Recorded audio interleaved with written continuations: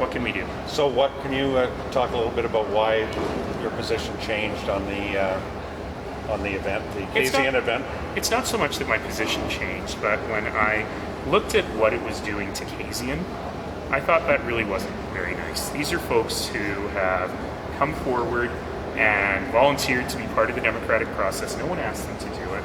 And suddenly they're in a world where people are implying that they're influence peddling, or that they are somehow have inside track. People are even talking about projects that are not city projects, like the South Hospital, as though somehow they had a special deal with the city to get that particular project, not a city project. And it's just not fair to people who want to participate in the democratic process to be treated like that. And I just said, you know what, guys, I appreciate what it is you want to do, but I hate putting you in this position. But did your own position on whether the event was a good idea or not change? But my position has never changed on this, which is we need stronger campaign finance reform. I've said that for 15 years now. And as I've said many times, I operate under a much more stringent set of rules than the actual law allows. I'll admit that I did not like, and I hadn't seen until I read about it, the text of that invitation. But all candidates do this, and I do it, which is you have events, you talk to people, you answer their questions, and at the end, hopefully some of them will make a donation. Sometimes they don't, sometimes they do. Most of them do, thankfully, after I get to chat with them, but not all. And I think that's fine. And you know, when we do have ticketed events, and we do have ticketed events, you know, we had one for $25. That actually was, you had to pay the $25 to come. But people, since 2010, when I was first starting this and it was completely unknown, people would invite me into their kitchens and their living rooms and their workplaces and their lunchrooms at work to talk about the city, and hopefully people will make a donation at the end. And I'll repeat again that, you know, I only do this close to an election. Most politicians at every order of government are in constant fundraising mode, which actually really makes it difficult to figure out if the election is 3 years away.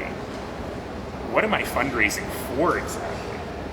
You know, we had a guy stand in front of the cameras yesterday who had over 90% of his funds raised from corporations, not from individuals, and who did not disclose the names of his donors until long after the election, and yet is saying somehow this looks weird.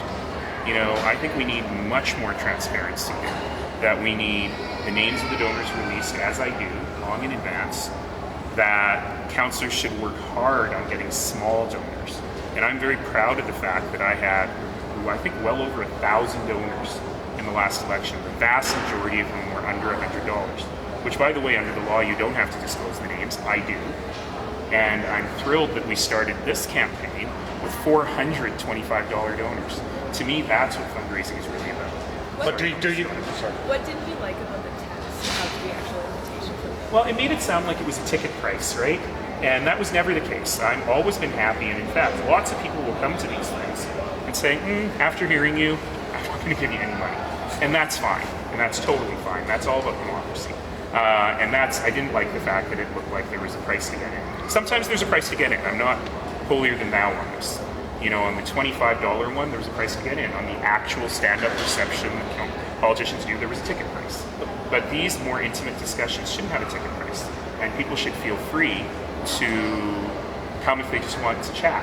And in fact, I got one today. I got an invitation today on email from someone who clearly is not a fan of me, but wants to say, hey, why don't you come meet my friends and we can tell you why we're not fans of you. I'll probably do that.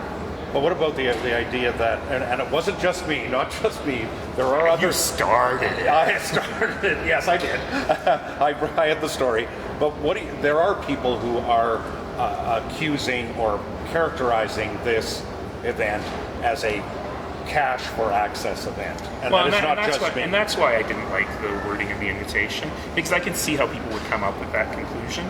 But in fact, I actually love the coffee party concept, because it really does get me in front of different kinds of people.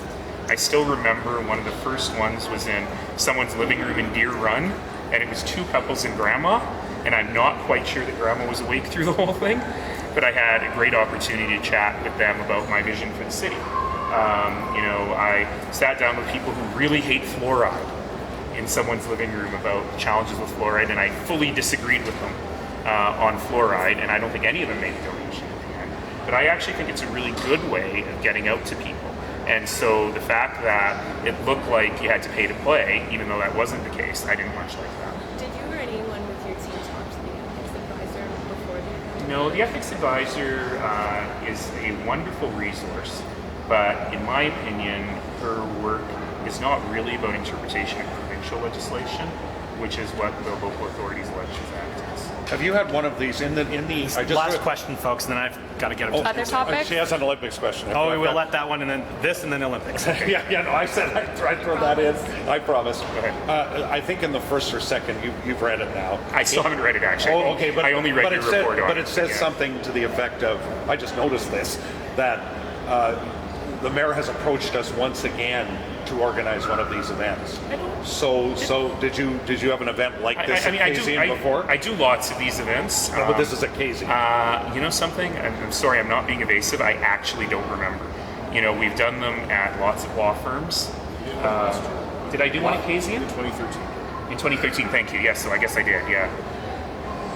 Some similar form.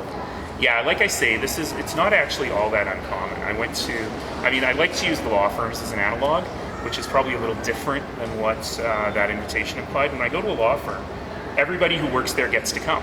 So the receptionist is there, the paralegals are there, and the law partners are there, and we just have a great chat. And sometimes I'll get a $25 donation out of it, sometimes I'll get a $5,000 donation out of it.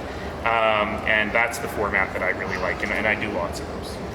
Edmonton's mayor expressed some disappointment today, saying that they offered to help Calgary with the games. Calgary said no, and he's saying we should be Albertans, we should cooperate. I guess what's your reaction to that, and do you think it makes sense for Calgary to share with Edmonton? I have spoken with Don about it, and his comment was really in the context of the Commonwealth Games. And he's really thinking that there may need to be a more regional strategy on this. And he and I have spoken a lot about the Olympics and basically saying, look, we can't make any decisions until we have that master facilities plan, because we really need to know what we've got and what we don't have. If we move forward with the Olympics, I absolutely think there would still be an opportunity for partnership. It was just, we didn't want to start there because we really wanted to understand the state of our own facilities. Would that partnership be arena, for example? We've heard that we need to hear. Well, so I'll open the kimono, is that a terrible term? And tell you one thing that I really liked about the London and Rio games was that the soccer, the football tournament for men and women wasn't actually in the host city. It was all over the country to get people excited about the soccer tournament and excited about the Olympics. In fact, the Canadian women who won the bronze medal, I don't think they ever played in Rio. I don't think they were ever in Rio except for the closing ceremony. And so I think that's kind of a neat idea for hockey, for men's and women's hockey, with all the NHL arenas around the country. The challenge, of course, is security and the fact that it's a very large country, and it would be hard to get people from place to place. But I think that the IOC is interested in innovative ideas like that to get more of the activity in different places. I'll tell you one thing, if we don't have a field house, we're going to need a really big venue for curling. So, there may well be an opportunity to go up the road for that too. Well, and I guess I need CBEC's to mandate, take him away. CBEC's mandate is very Calgary-centric. Is there room for council to consider a partnership between Edmonton and the city? Yes, of course, just not today.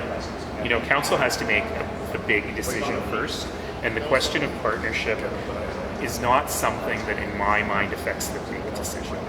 It's more of a second-tier decision, and those second-tier decisions would happen if and when Council decides this is something they want to bid on.